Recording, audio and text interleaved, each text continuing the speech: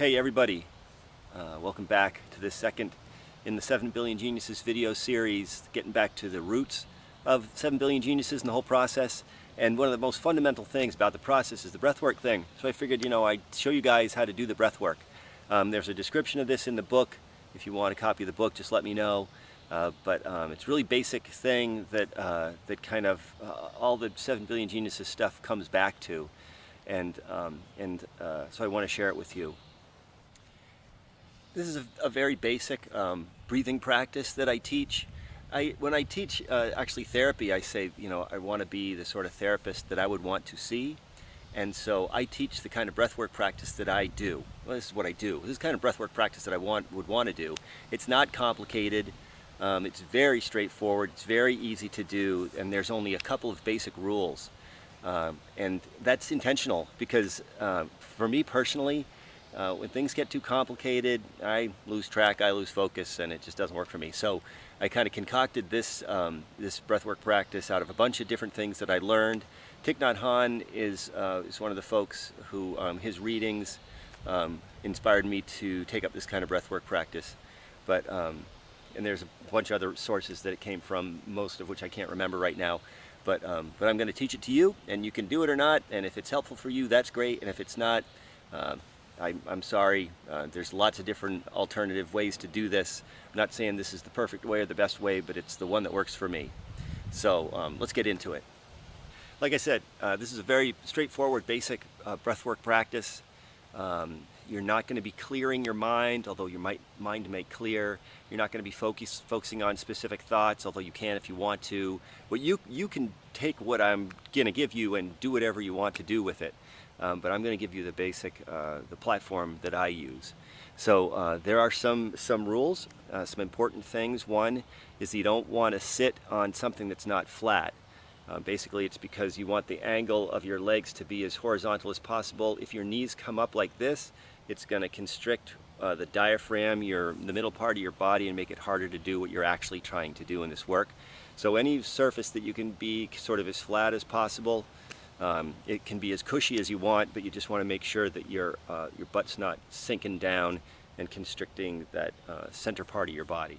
So not leaning, and also not leaning back. You want your back to be free. Now, if it's impossible for you to have your back free, then what are you going to do? Lean your back against something. But if you cannot lean back, that would be great. It's about a freedom space, but this is also about an understanding how it's supposed to feel kind of thing. So that's why the back freedom is so important. The other thing is that you're going to breathe in through your nose and out through your mouth. That is somewhat arbitrary, although I just learned recently that there actually is a neurological connection between breathing in through your mouth and going to a place of tension and anxiety. So if you breathe in through your nose, that won't happen. Although there's many ancient practices about breath work, and some of them actually have you breathe in through your nose. There's also some other sorts of practice where you pay attention to which nostril you're breathing in from. None of that's a part of this. This is all just very straightforward, in through your nose and out through your mouth. The other rule is that you're going to count. And so you're going to count when you breathe in, you're going to count when you breathe out. The number does not matter, but you want both of the numbers to be the same. There's also a neurological basis for this. For most people, we want the in-breath or the out-breath to be shorter. For me, it's the out-breath that wants to be shorter, and so paying attention to what that number is, making sure it's the same number is very useful for me, because what it does is it brings me back to a place of ultimately defeating the limbic system. That's what this is all about. So your limbic system is the part of your brain, the fight-flight part of your brain. It's where you go when you're anxious. It's why you can't remember things that happen when you're traumatized. And when you're doing this breath work thing, every single part of it is intended to tell your limbic system that it's okay and you can calm down. So in through the nose, out through the mouth, your back is straight, sitting straight, and you're doing the counting thing. Those are the rules that we have so far. The last rule has to do with releasing your diaphragm. Your diaphragm is halfway between your upper and lower part of your midsection of your body. It's below your lungs, it's above your intestines. It's actually the muscle that controls how you breathe.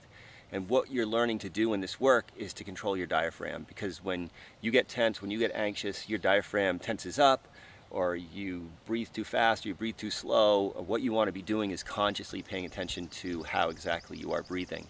And as you take your breath back, you'll be able to, in many instances, take your life back. So I'm going to show you exactly what this looks like when you do this kind of breathing. So physiologically, there's two outcomes that you're going to see, and I'm going to show you one. This is my diaphragm releasing and my guts coming out.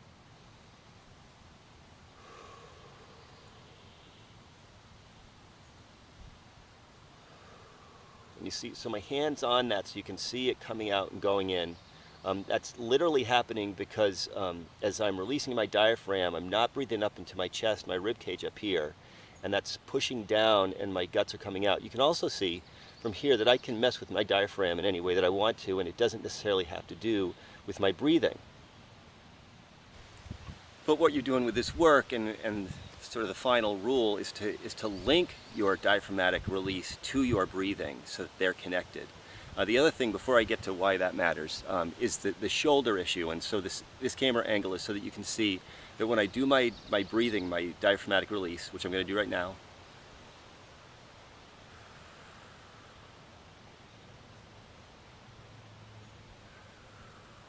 you'll see that my shoulders don't move. If I'm breathing into my lungs, my shoulders are going to go up and down and up and down. And a lot of times we've been so indoctrinated into that kind of tension-based breathing that it's really hard to get to a place where your shoulders don't go up and down. And so maybe do it in a mirror, maybe do it with somebody paying attention to you, or if you're really physiologically connected, then you might know when your shoulders are going up and down. But it's extremely important to get to the point where as you're breathing, your shoulders don't go up and down. And so there is one more rule. It's the final rule. And in a lot of instances, they're all really important. This might be one of the most important ones, though, because, and it's about practicing. You need to practice. Generally, and I do this twice a day. It's another thing about the stuff that I teach is I don't ask you to do anything that I don't do. I do this twice a day, every day, no matter where I am, no matter what I'm doing.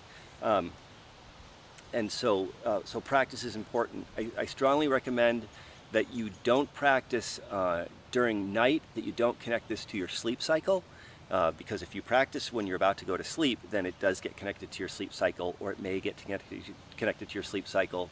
You don't want this to be about going to sleep. You want this to be about how you're going to relax in a variety of different situations. So, and if you do it middle of the day, it doesn't really matter, as long as it's not the end of the day. You don't have to do it twice a day.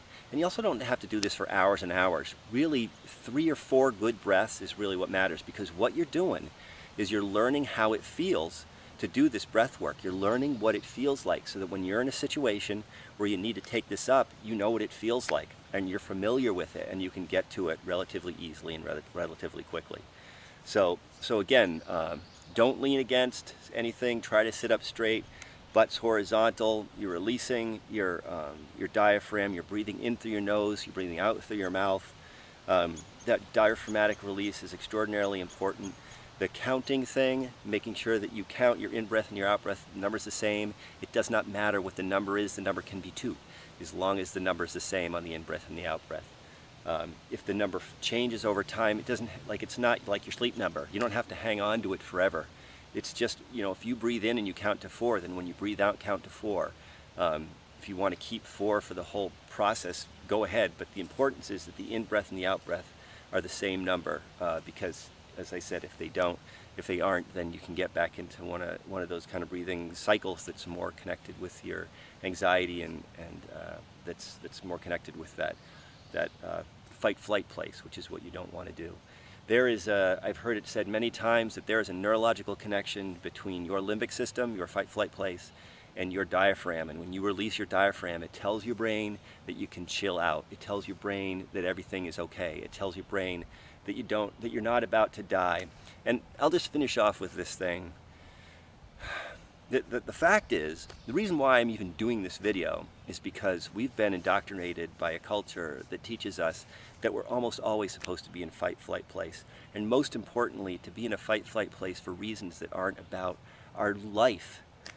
This limbic system is supposed to keep us alive in relation to real lethal threats, predators like bears and wolves and tigers, Not things like whether or not your taxes got filled in on time. Not things like whether or not that guy that cut you off is somehow going to come back, or who knows. Or that you have to like respond to somebody who did something inappropriate on the road. The road rage thing. This is to bring you back into what's actually going on in the moment that you're in, what's actually happening around you. And if somebody cut you off and is now half a mile down the highway, your life is not at risk. Your life is not in jeopardy any more than it was when you're driving down the road on a highway in a 4,000-pound death machine. The inherent danger of driving is not about somebody cutting you off and now being a half mile ahead of you. It's about actually paying attention to what's really going on in your life in the moment right now. And if you're driving down the road and everything's okay, you want to be in that place where everything's okay. A lot of people take up this breath work when they're in that place. You want to be very familiar with it before you do that. You don't want to be getting into some kind of altered consciousness place. Not that that's what this is about. My practice is not about altering consciousness. My practice is about bringing you back to what you're actually in. But messing with your breathing when you're not familiar really with what's going on when you're driving a car probably isn't a great idea. You can be the judge of that. I'm not recommending it, but if you get to the point where you feel comfortable, that's great. That's wonderful. But many other times in your life, going into meetings, when you're about to have a difficult conversation with it, whatever it happens to be, to take up this breath work, to release your diaphragm, to let your brain, remind your brain that your life is not at risk right now. It's an extraordinarily useful practice. And it links to a bunch of other stuff in the book. Again, if you want to read the book, if you want to copy the book, please let me know. I'm happy to send you one. But that's it for now. So that's the breathwork practice. Thanks for watching. I hope this was useful, and all my contact information is at the end of the video, and please do stay in touch.